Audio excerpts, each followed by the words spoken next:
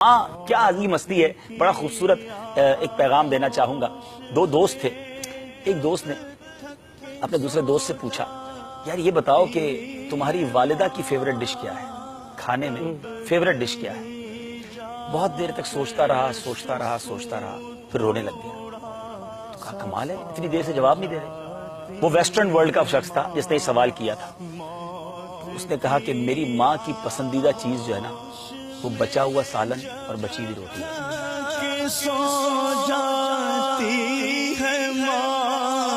اب اس کے پس منظر میں اس نے پوچھا یہ کیا بات کی.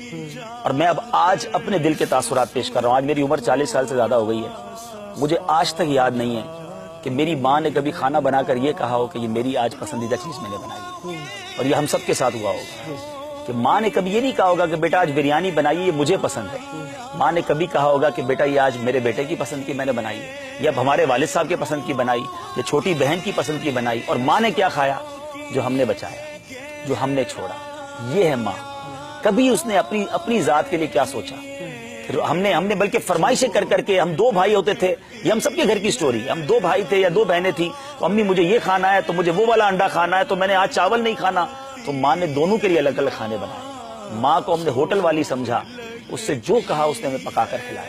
کبھی یہ سوچا کہ ماں نے اپنے لیے آج کیا پکایا.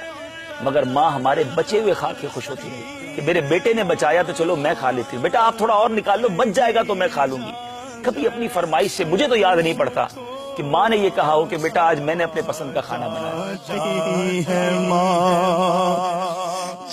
جن کی مائیں ہیں ان کی دعائیں لیجیے, ان کی خدمت کیجیے. اگر بوڑھی ہو گئی ہیں تو اب انہیں تکلیف نہ دو, ان کی خدمت کرو.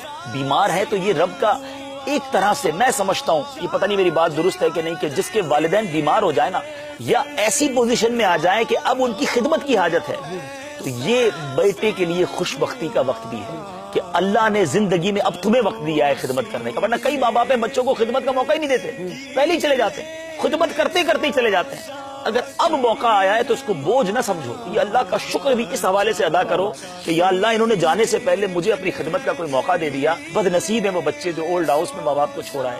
بد نصیب ہیں وہ بچے جنہوں نے سرونٹ کے نام پر, ملازمین کے نام پر ماں باپ کو حوالے کر دیا. ایسا نہ کریں, جتنا ہو سکے ان کی خدمت کریں. یہ کاروبار, یہ دنیا, یہ سب بعد میں چلتا رہے گا. یہ ماں باپ چلے گئے تو پھر یاد آتے ہیں.